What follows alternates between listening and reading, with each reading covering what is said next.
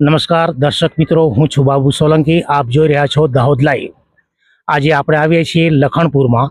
લખણપુરના જાંબા share ફળિયામાં ઉદ્વહન સિંચાઈ યોજના ચાલુ છે, પરંતુ છેલ્લા 8 વર્ષથી આ યોજના બંધ પડેલી હોવાનું ગ્રામજનો જણાવી રહ્યા છે. ત્યારે લઈએ આપણે મુલાકાત કે આ જાંબા શેર તળાવ છે એનું એરિગેશન એક પેલી બાજુ છે અને એક આ સામે છે. અને આ ગામ લોકોનો કહેવા મુજબ છેલ્લા 20 વર્ષ ઉપરાંતથી અહીંયા આ તળાવમાં એરિગેશન કરવામાં આવેલ છે, પણ પરિસ્થિતિ શું છે તે આ તળાવમાં જે કેટલા વર્ષ થયા આ તળાવનું એરિગેશન ચાલુ કરીએ? 20 થી 22 વર્ષ થઈ ગયા. કયા કયા ગામોમાં પાણી જાય છે? જાંબાસર ફળિયામાં અને લખણપુર ગામમાં જાય છે. હાલમાં કયા કયા ફળિયા ગામમાં પાણી જાય છે? હમણાં તો 10-12 જણા જાંબાસર ફળિયામાં જ પાય છે. ત્યાં તૂટેલી હાલત છે એટલે પાણી જઈ શકતું નથી. લખણપુરમાં તૂટેલી હાલત છે એટલે જતું નથી પાણી? હા, પાઇપોની તૂટેલી હાલત છે. તમારા જાંબાશેર ફળિયામાં કેટલા લોકોને ખેડૂતોને પાણી મળે છે આનું? 10 થી 12 જણ જેટલા જ પિયત કરે છે. અહીંયા બીજી પાઇપો તૂટેલી છે, એના લીધે કોઈ બીજા પિયત કરી શકતા નથી કરી શકતા. બીજા નંબરે કે આ જે માનો ખર્ચ થાય વીજ બિલ કે આવું તેવું ભરપાઈ કરવાની, તો એ કોણ ભરો છો? આ મંડળી કરે છે. 10-12 જણા થાય ને અમે ઉઘરાણું કરીને પછી પોતે ભરીએ છીએ. પછી આ જે તમારી ઇરિગેશનની મોટરો છે, તમે હમણાં ભાઈ વાત કરતા હતા કે ચોરી થઈ જાય છે વારંવાર, તો એ મોટરો લાવવા માટે સરકાર પૈસા આપે છે, કોઈ મંડળી આપે છે કે તમે પોતે લાવો છો? ના, ચોરી કરે તો અમે પોતે કરીએ છીએ.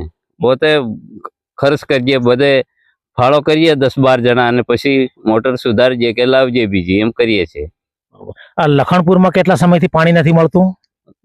8 વર્ષથી નથી જતું. 8 વર્ષથી લખણપુરમાં પાણી જતું નથી. ઇરિગેશન લાઈન સારી છે કે બગડેલી છે? બગડેલી છે. પછી આમના તમે ઓપરેટરમાં છો, તમારો પગાર ક્યાંથી આવે છે?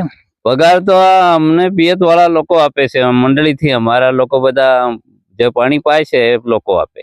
કે જે લોકો આ તળાવમાંથી ઇરિગેશન દ્વારા પાણી મેળવે છે એ જ લોકો એનામાંથી તમારો પગાર કાઢો છો અને લાઇટ બિલ ને બધું એનામાંથી જ કાઢો છો? હા, એમનામાંથી લાઇટ બિલ બી એમાંથી જ કાઢીએ. બીજા નંબરે આ જે ઇરિગેશન છે એના માટે કોઈ તાલુકા કે જિલ્લાનો કોઈ અધિકારી આજ સુધી તમે ધ્યાન આપ્યું છે કે કઈ તમે આવ્યા છે કોઈ અહીં? કોઈ આવ્યું નથી, કોઈ ધ્યાન આપતું નથી.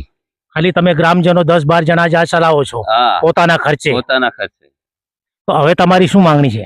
અમારી માંગણી છે કંઈક સારું થતું હોય અને સરકાર કરી આપે તો સારું, એવી અમારી વિનંતી છે.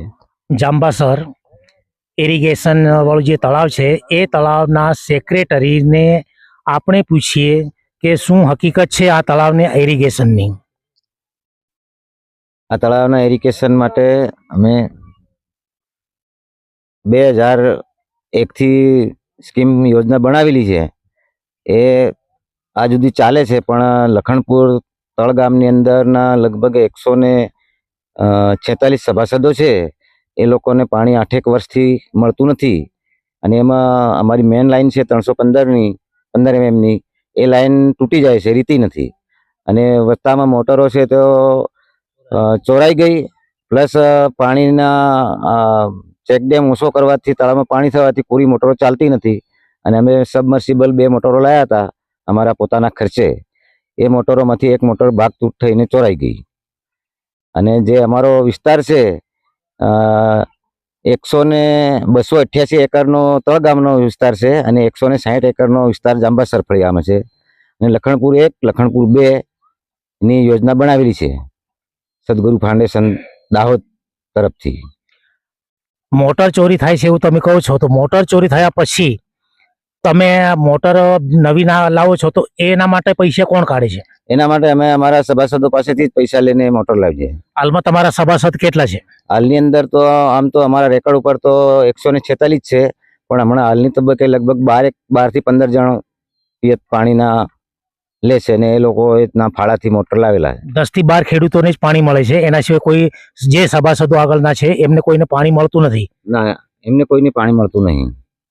લાઈન તૂટી જાયેલી છે એટલે મળતું જ નથી. અને લખણપુર તળગામમાં તો જતું જ નથી. તો તમારી માંગણી શું છે? અમારી માંગણી શું છે કે જે કંઈ સરકારમાંથી કે ટ્રાઇબલમાંથી કોઈ નાણાં મંજૂર કરે અને જો અમારી સ્કીમ પાછી ચાલુ કરી આલે એવી માંગણી. અને લખણપુર 1 અલગ કરે અને લખણપુર 2 નો વિસ્તાર અલગ કરે અને લાઈન બને ત્યાં સુધી પીવીસીની છે પીવી તૂટી જાય છે, પણ લોખંડની પાઇપો નાખી આલે એવી અમારી રજૂઆત છે. ભાઈ ચારેલ, ગામ લખણપુર.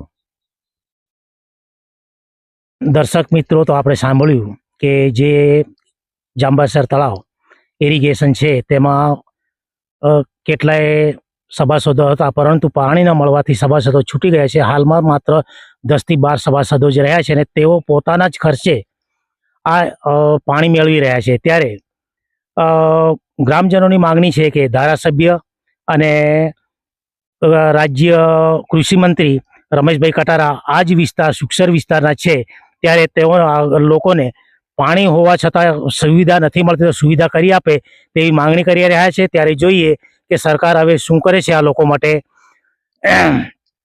અને વહેલી તકે આ યોજનાનું કોઈ કામગીરી થાય તો લોકોને પાણી મળે અને સિંચાઈમાં પાણી વાપરી શકે એવી એમની ઈચ્છા છે. તો સરકાર આ પ્રત્યે ધ્યાન આપે